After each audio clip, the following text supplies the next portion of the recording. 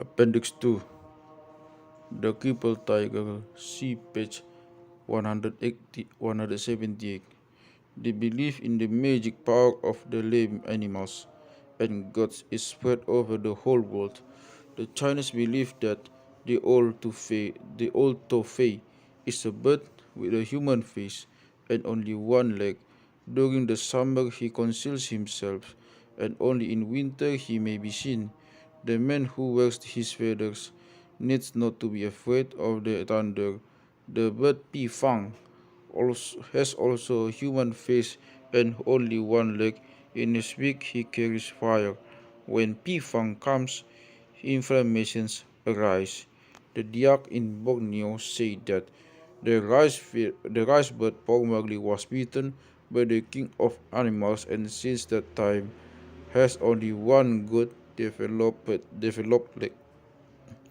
The two Rajas of Celebes, now the constellation of the cock with the lame wing. The people of India, the people of India, the constellation of the lame cow, Srawana. The inhabitants of Valley, the Lesenting House, Gubuk Penceng. Those of the Java, those of Java, the Lik Il Basket, Wuwu Bolong. The Darfurs of Mindanao say that the constellation Marara is one-legged and one-armed man who sometimes causes cloudy weather at planting time so that people may not see his deformities. In samosir, one knows a protective ghost who has a lame left leg because the evil is always on the left. These examples may be easily increased.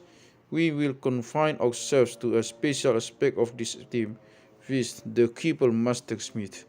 The most renowned smith in Javanese mythology is Menakjinga, a dwarf with a prawn forehead and a lame leg who ruled in Balambangan, East Java. He was invincible because he possessed a javelin of yellow iron. Once even he marched up against the mighty city of Mojopahit in order to carry off a beautiful princess. He marries Ratna Rasawulan, the moon wife. Crippled demons must be connected with the waning moon, which is wounded by the sun. A similar figure is the priest Durna. He possesses the magic knowledge of weapons and has power over the fire. His brother-in-law Krepa likewise is a great connoisseur of arms and smith of divine battle cards. Meanwhile, the best friend of Dogna, Drupada, is perfectly skilled in the knowledge of weapons and possesses an arrow which makes fire. The same formidable Dogna, however, is crippled. He has a broken arm, a broken nose, and only one eye. He is more or less dependent of the deformed clown Semar, who in some stories appears as a priest skilled in warfare. Durna and Semar die at the same moment and are in a mystic way identical. Their sons Aswatama and Petruk are the only ones who succeeded in following their fathers to the gate of heavens. Semar's son Garing has, just like Durna, a lame foot and deformed arm. In the story Lakon Murwakala that is recited to exorcise calamities, there appears a deformed gamelan player Panjak Dalang Klungkungan. The word Panjak signifies myth's helper. Besides crippled magicians, there are in Java's mythology crippled witches too. In the story, Petu is king, Petu Dados Ratu. We hear how the holy letter Kalimasar is robbed. The cunning Petruk succeeds in getting the letter back. On his journey home, the sorceress Biti follows him and takes the letter from him. Petruk now changes himself into Jambu tree, and BT tempted by delicious fruits, puts the letter on the ground and climbs the tree. Then the jester suddenly retakes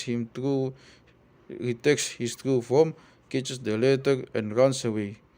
The witch is unable to follow him because in falling down from the tree she was crippled. It is possible that a remembrance, a remembrance of her is to be found in the cartoon dance Du Dinklik, which is performed by a female demon with deformed leg. In the Ethnographical Museum in Berlin is an ancient bronze cup from Java with the picture of crippled god. See Chits, Batak, Jan 64 Fig 17 opposite P2. The Chinese god of literature Kui Sing is lame. Between the lame rice bird of Borneo and the Chinese firebird, the emblem of Smiths, there exists some coherence. The lamb the lamb-smiths in China and in Java are in a near relation to each other. The link between them is found in Champa.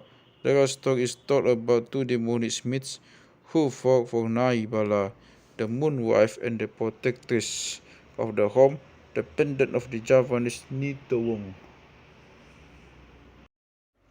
We are not competent to state an opinion about the Chinese data, but we trust that a careful research will throw light on the Javanese data. One example, the Javanese cases usually consist of 5 sorts of iron representatives of 5 tribal parts and the 5 ancestors. The wooden and the wooden handles and the metal blades decorated with an eagle and the snake symbolize fire and water, male and female. The conformity of the Chinese conception is striking.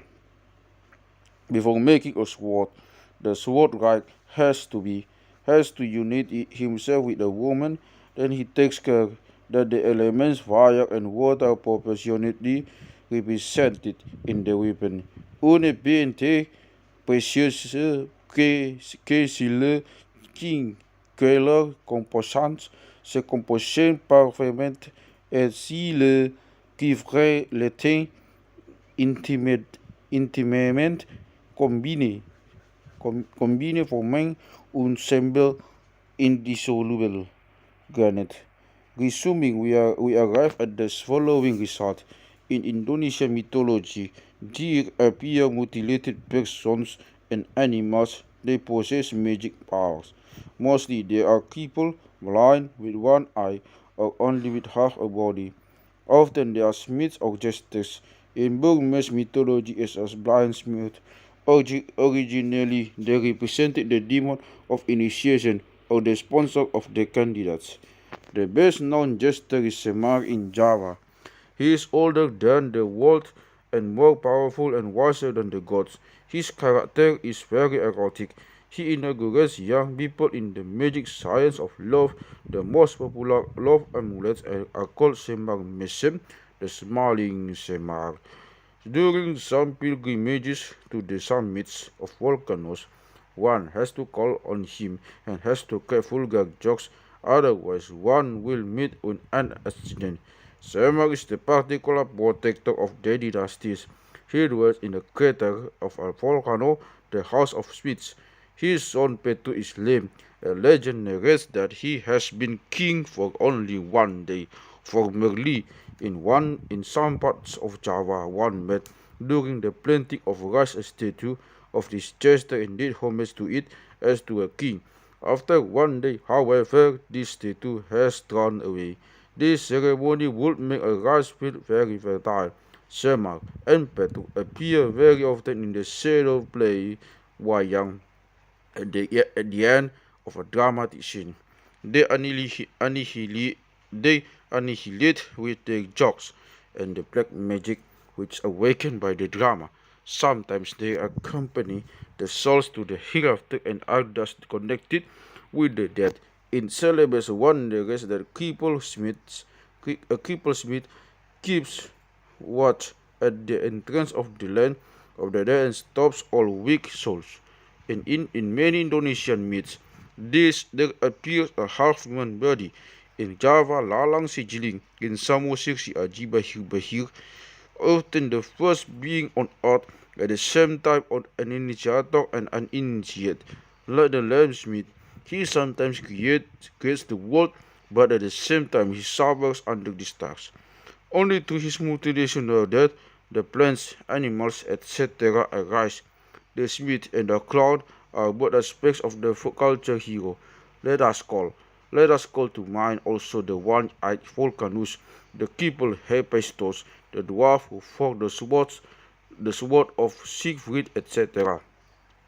Superwoman and Vedic clans are to be found in the mythology of some Indian tribes in America, whilst original to the European jesters to possess many magic powers.